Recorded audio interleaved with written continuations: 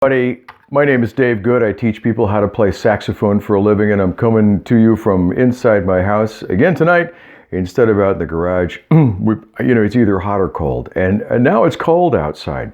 Well, cold for us, 52 degrees. 52 degrees, right? But here in Southern California, 52 means like layering. We wear layers of clothing, right? I know it's a lot colder where a lot of you live. Anyway, great day today. I had a chance to meet up with another saxophone teacher. Her name is Alana Holly, and I'm going to link her in my comments below. Alana Holly is from North Carolina, and she is your connection for classical saxophone training. I don't really do classical saxophone. I mean, I've done some band and some concert, wind ensemble, things like that, but she's really trained in that. I'm more like your rhythm and blues, soul, funk, jazz, rock and roll sax. So I'm grateful to be able to pass you along to someone who really is a pretty darn good concert saxophonist, right? Okay, anyway, today we're going to talk about 7 habits that you don't want to develop. So this is really kind of a session, and it's going to be a bit of a long one. I will, with that caveat, I'm going to tell you right now, if you want to stop, at any of these and take a nap or get a juice box or something and come back, by all means do.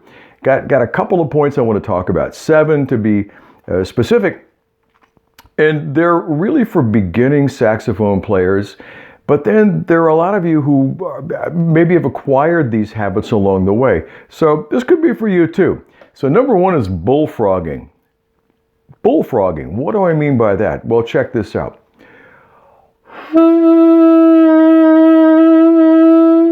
Hear my great tone when I bullfrog? Like this.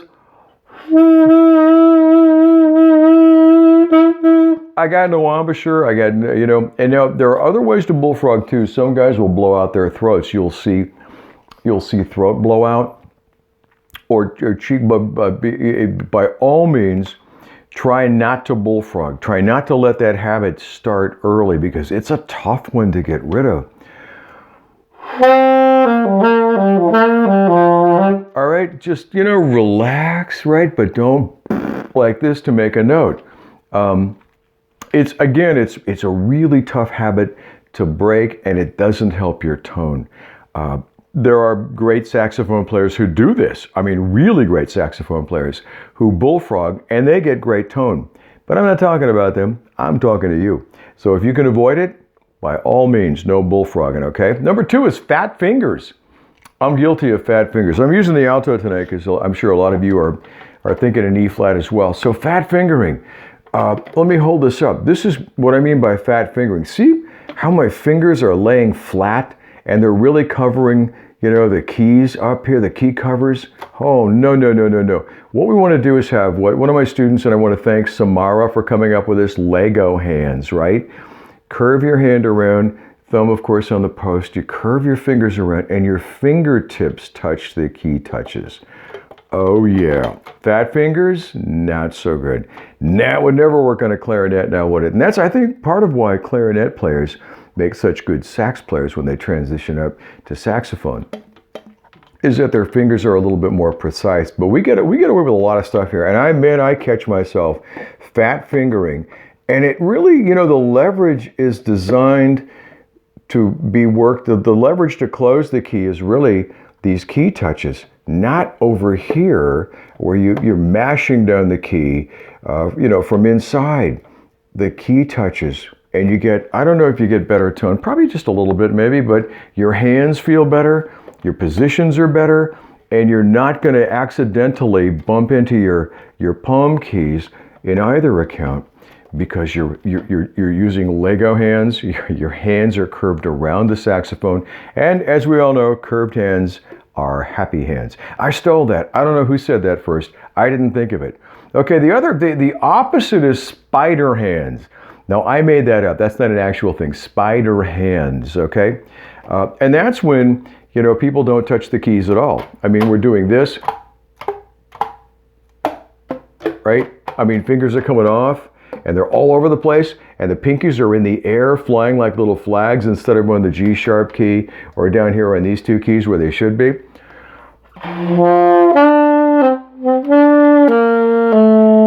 I I mean, that's a good 3 or 4 inches of overwork. You're working way too hard to reach those keys. So spider fingers, and that's another habit that, and even some like major players do that as well. If you cannot do it, don't, okay? It doesn't help, it doesn't enhance your playing, and it makes it harder. You have to work a lot harder to find those keys and those notes. So if you have already developed what I call spider fingers, hands are all over the place, all that stuff happening when you reach different keys. What you're gonna do is get some Scotch tape and make little tape loops and make them reverse so the sticky is on the outside. Stick them on the key touches so that your fingers feel them. Don't tape your fingers down, no. I'm just talking about having little sticky pads on the key touches so that you can encounter them. You'll feel them and you'll say to yourself, ah, that's right, okay? And you can practice that on your long tones, okay?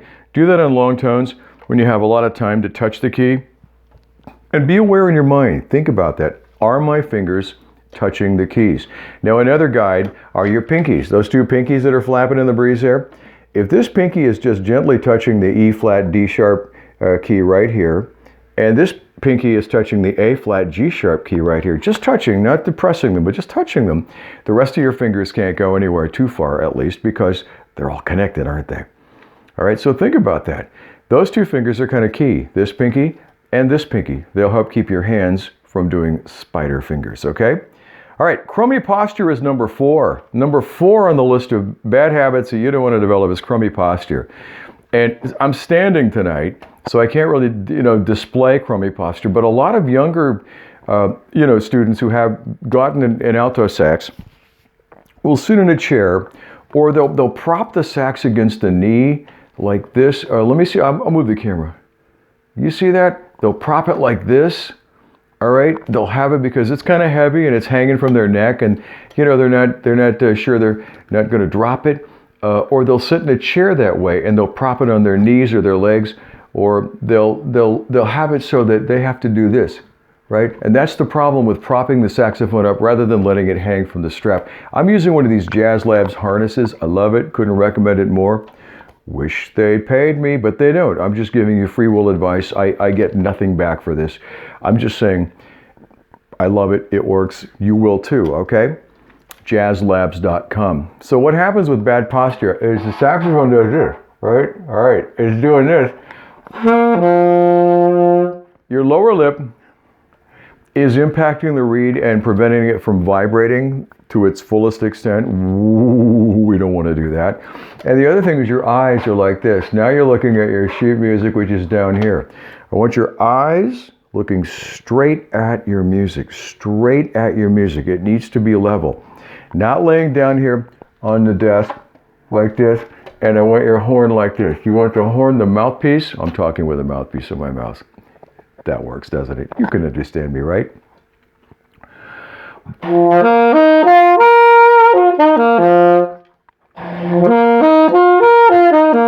No.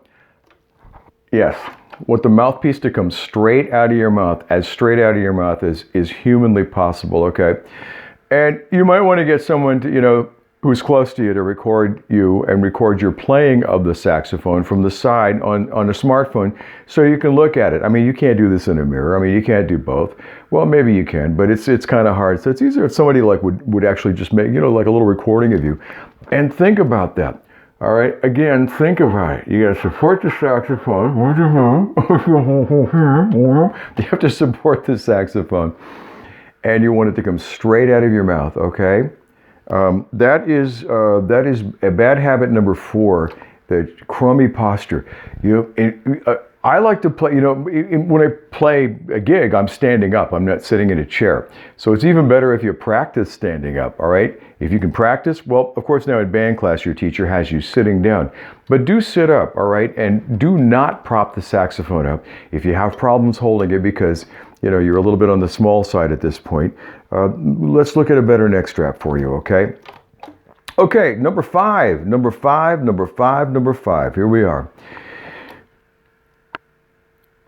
Leaving the reed on the mouthpiece when you're done playing, and mouthpiece hygiene. OMG. Oh boy. I'll tell you, one day one of my students came in and asked, and he said, hey, and there's a school-age student, not an adult learner, came in and he said,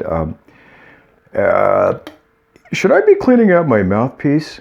I mean, it really stinks. And I said, yeah. And, he showed me before I could say, no, don't show me. He showed me. And of course, when somebody says, it really stinks, you have to look. There's something about you just got to look.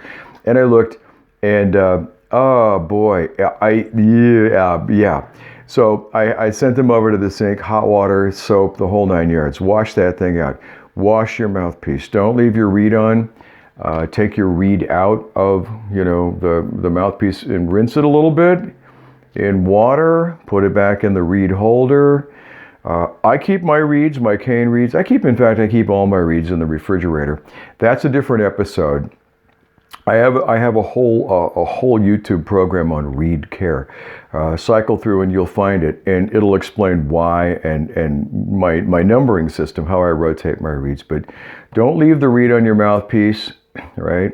Well, I mean, and there are times when you have to bust out of maybe band class and get to another class real quickly. But remember later in the day, maybe when you get home, put a Post-it note or something. Take the reed off, clean the mouthpiece out. How many times should you rinse your mouthpiece? Every day. Rinse your mouthpiece out every day when you're done playing, please, okay? And then just put it up to dry, or you can dry it out and put it back in the case. But don't leave your reed on, and don't let funk build up in your mouthpiece. I don't think it'll make you sick, but it's just poor hygiene. Okay, number 6 is articulation, all right? And a lot of emerging saxophone players don't use their tongues. They don't articulate with their tongues. Instead, they huff the note into the saxophone like this.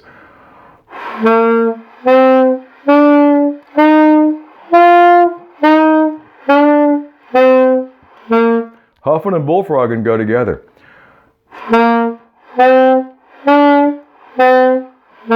All right, that's not good articulation. And sadly, band teachers sometimes will let you get away with that. And I don't mean, I mean to cast no aspersions on band teachers. I have nothing bad to say about band teachers, but there's, they got a room full of 40 kids that don't know how to play their instruments. And you would be one of them. And they don't quite often hear all the, the little minutiae that's going on there. So, two is the sound. That's the articulation. Your tongue actually comes into contact with the reed. Let's all together say two, right? Notice that your tongue kind of slapped the roof of your mouth a little bit behind your top tooth there. Two, right? Two. We'll put the mouthpiece in there. Now the reed becomes the roof of your mouth. And same thing. Start with your tongue on the reed.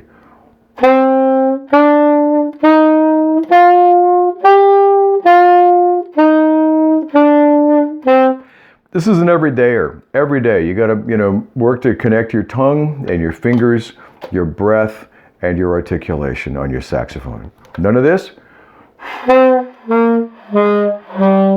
No. Two. And two is really good because it relaxes. You cannot bite, when you're saying two. You notice how this relaxes a lot.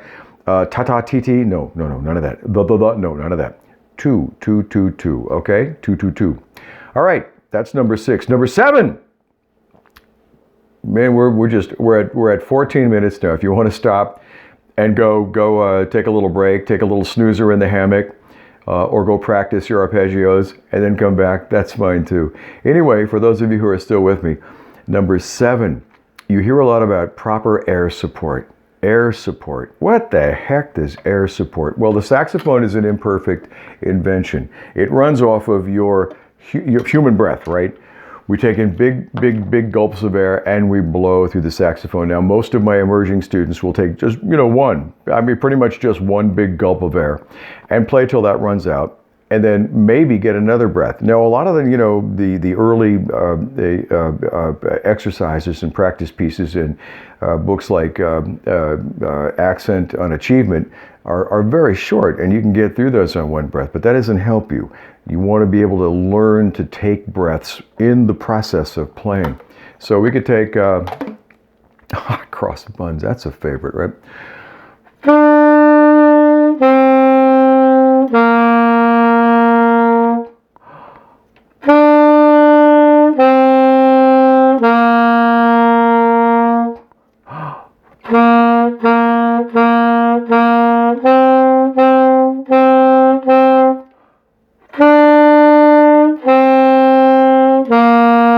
Now I took big, slow, dramatic breaths so you could see the process, okay? And I didn't run out of air ever. I didn't let the tank run out. I kept topping up. I didn't really need air, but I knew I would need air later. And I knew things would get funky if I ran out of air. When you're out of air, the saxophone doesn't sound good. So it takes the proper amount of air to make sound come out of the saxophone and to make it play in tune. Yeah. I mean, you can position the mouthpiece on the cork, on the reed, right? That's a gross adjustment to get you in the proper range of tuning. But really, tuning happens as a result of your embouchure and the amount of air, the proper air support. Air support, there's that phrase again. And what that, basically, you're doing it right if you've got a tight stomach. If somebody can come over, like your mom or your wife can come over and give you a pink belly while you're playing, and it sounds like a drum, that's air support, all right? You're taking a big swimming pool or a big yawn. Right before you jump in the pool, right, what are you gonna do? Like that, right? So you wanna fill up your person with as much air as you can. You don't have to let it all out at the same time, but you keep your stomach tight and you force that air through the saxophone. You control the speed at which it goes through the saxophone. Fast air is loud, slower air is quieter, okay? So that's what is meant by air support. That's number 7. A lot of people don't get this message, and they play for years and years and they don't have good air, right? They don't have good air support. Air support is, like I said, vital to everything that has to do with the saxophone. Intonation, your tone, everything comes from your ability to put air through the saxophone continuously and make that work, okay? So that might have been number 1 instead of bullfrogging, right? I mean, I could have made air support number 1, but I saved it for last because it's really important, okay? All right, you have questions? You can reach out to me anytime at davegoodsax@gmail.com. davegoodsax@gmail.com. You can leave some comments in the comments below. Always glad to hear from you. Always glad to get back to you. We've had like 20,000 views now, which just blows my mind that we've had that many views on a project that I started for my own students, I think last year. Over close to 500 viewers now, 460 and change, something like that. And I just want to welcome all the new members, all the new subscribers, I should say, who have come on board. I'm so grateful you're here. And if you ever have any needs, any ideas for future programs or any questions, Dave, choked up, davegoodsax@gmail.com. Also private lessons. If you're in the La Mesa, the Southern California area here of La Mesa, we can do them right here. You swing by and we can set you up with a private lesson, one-on-one, just you and I, or we can do them via Zoom. I have a pretty good Zoom package, and I'm grateful to be able to have that for my students who are around the world in different time zones. We can make it happen. We can make it happen for you, okay? All right, again, thank you all so much for being here.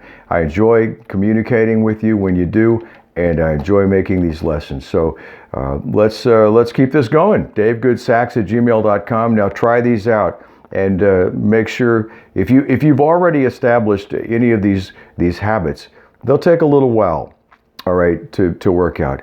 And for years, of course, I squoze. Is that the right way to say it? Squeezed. I squeezed the saxophone, especially when I was getting up into the high range of the alto saxophone, which is really up there. It makes your ears kind of shut down, makes the dogs howl, people run away from you if you don't have good tone. And squeezing, biting and squeezing are just natural reactions. Don't do that, okay? Work on not doing that. These are things to work on not doing. And again, they're goals, all right? If they've already snuck into your habit of playing, you can have them sneak right back out. It just takes application and time. All right? Glad to help. Glad you're there. Talk to you again. Take care.